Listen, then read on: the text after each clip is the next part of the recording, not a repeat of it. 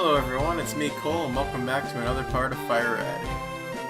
And this time I happen to be trespassing in someone's garden. Let's see what he says. He's like, psst, you know what I'm doing? No, I don't know what you're doing. Spray and repel to keep the wild Pokemon out of my garden. Maybe I shouldn't be in his flowers and be spraying pesticide on them. But anyway though, what you're going to want to do of course is go to the gym leader, but let's say you're like, I don't feel like fighting him and you want to skip town. Well, this guy is waiting for you. He's like, you're a trainer, right? Brock's looking for new challengers, follow me. So, you aren't going anywhere. He's going to forcibly drag you against your will to the gym. You gotta love that, right? Kidnapping. Well, I guess it's how you call it. It's kind of like forceful suggestion. If you have the right stuff, go take on Brock. Okay. Okay, random kidnapper, I will do what you say. Smart idea to not fight your kidnappers. Hiya! You want to dream big? Do you dare to become Pokemon, or do you dare to dream of becoming the Pokemon champ? Yes, yes, and yes! I'm no trainer, but I can advise you on how to win. If you're not a trainer, why would I take your advice? No!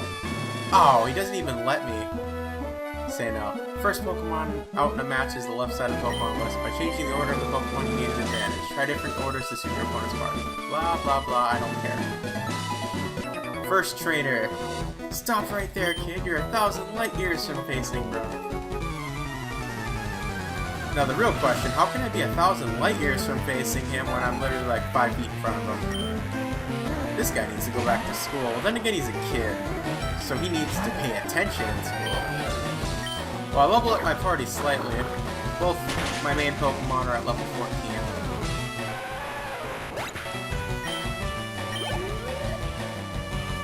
Sandshrew.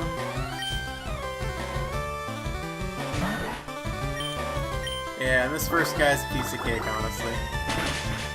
This whole gym is easy.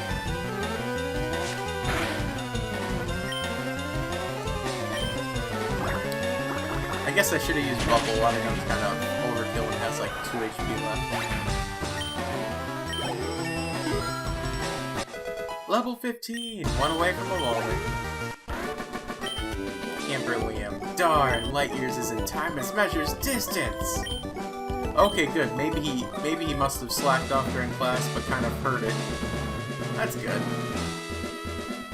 So you're here. I'm Brock. I'm Pewter's gym leader. My rock-hard willpower is evident even in my Pokemon.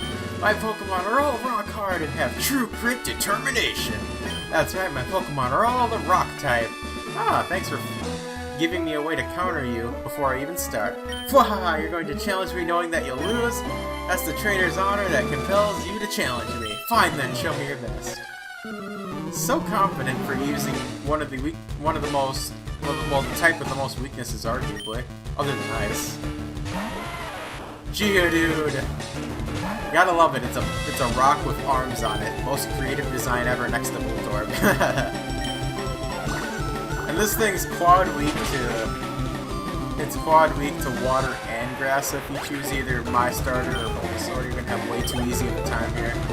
Even Charmander's easy in here because it gives you Metal Claw. In the original game, you actually had to catch a Mankey or something to be creative. In this game, though, everything's handed to you. Oh, it's faster than us. If this was the original game, that would actually be a lot more annoying because we'd be stuck for like 4 to 5 turns not being able to do anything. But they nerfed the heck out of those moves. Rightfully so, though. And like that, Brock falls pretty easily. I took you for granted, so I lost. As proof of your victory, I confer on you this official Pokemon League Boulder Badge! And we got the Boulder Badge. But anyway, we eroded away as rocks of water.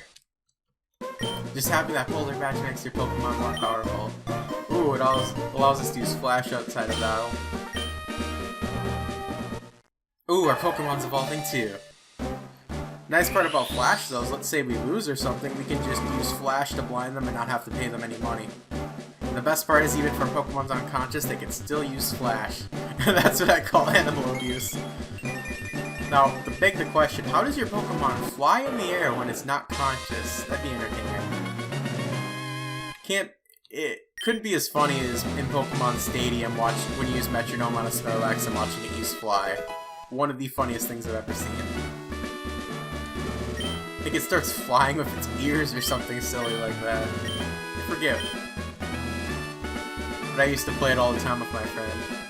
And if you look on the statues, winning trainers. Yep, our rival's always going to be one step ahead of us. But that's okay, they wouldn't be our rival if they weren't.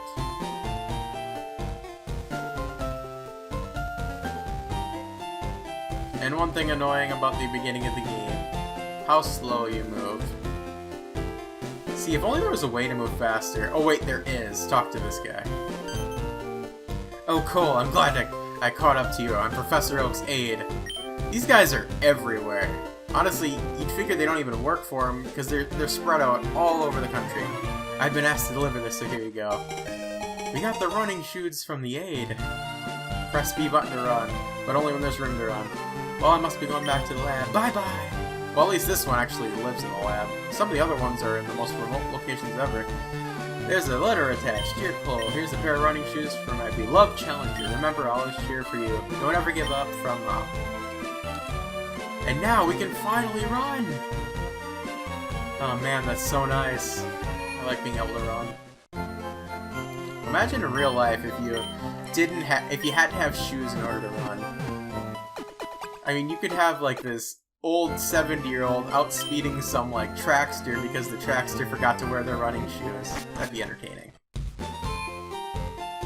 But then again, it's kind of like in Gen 2 with the Gigant, or Gent or whatever it is. Well, at least in the remake, he starts gliding around everywhere. I think he does in the original too. Not sure.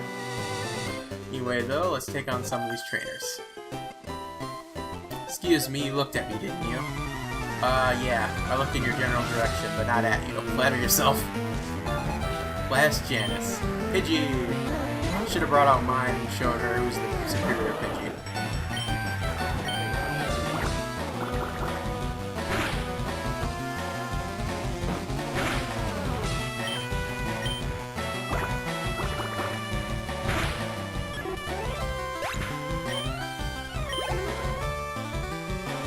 Another Pidgey! This time we're gonna show off. And if you notice, I have a Pikachu in the party. It's not a party member, it's just something I'm gonna sack in case I need to. Throw it out in front of an attack so I can heal up or something.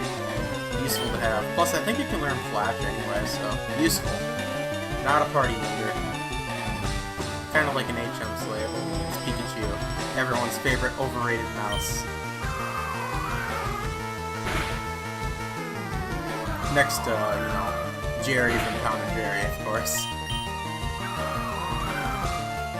Two most recognized mice.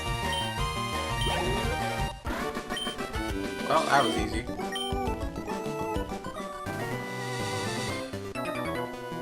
Hey, I saw you in Viridian Forest. I remember, like, when I was a kid, whenever I saw that, whenever I cleared the game a second time, I always looked for him to see if he actually was in the forest. He never is. He just says he sees you in there. But that's okay.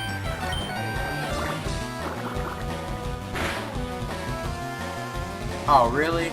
Survived, like, probably exactly 1 HP, but that's what Bubble's for. In case you somehow survive.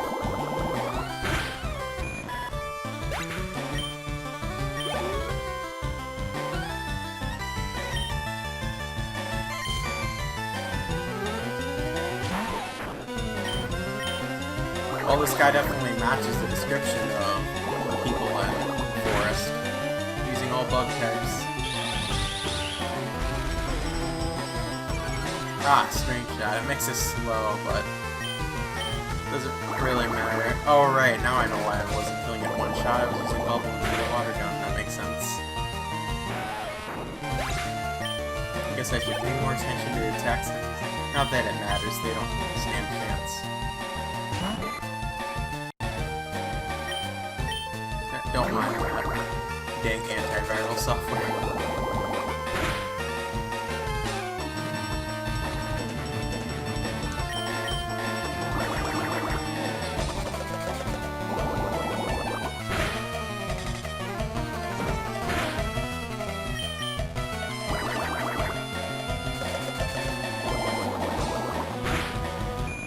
Slow and That's how you win the race. You beat me again! Yes, I beat you. Hi, I like shorts! The most random thing you'll hear in a video game. Almost as random as in anime when you hear the line, "I'll take a potato chip and eat it!" They're delightfully comfy and easy to wear. Well, I mean, I'm wearing shorts right now, so I can't argue.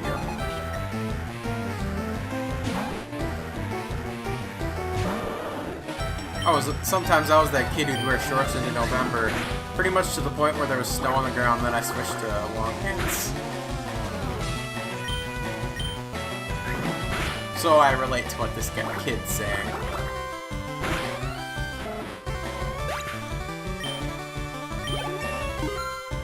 Level 17. He's sending out backward Snake. Oh no, my attack stat, whatever will I do? Attack with a special move! And it still doesn't do crap. Well, that's a pretty thick-skinned snake then.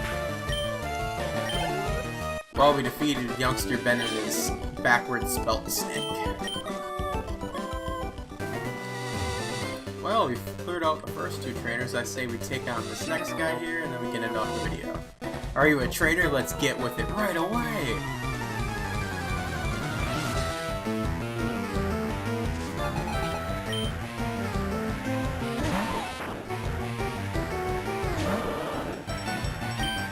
Alright, he's got a Weedle! Let's smoke this Weedle.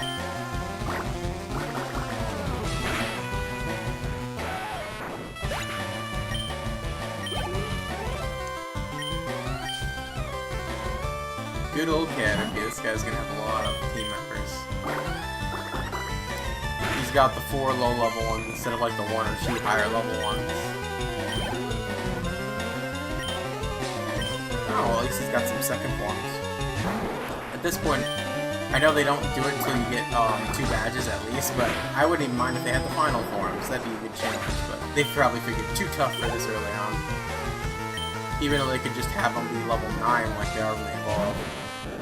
That'd be such a good experience. It really is, though. Like when you encounter the Butterfree or the Beedrill later, it's still a good experience even when you have 2 or 3 badges. Level 18!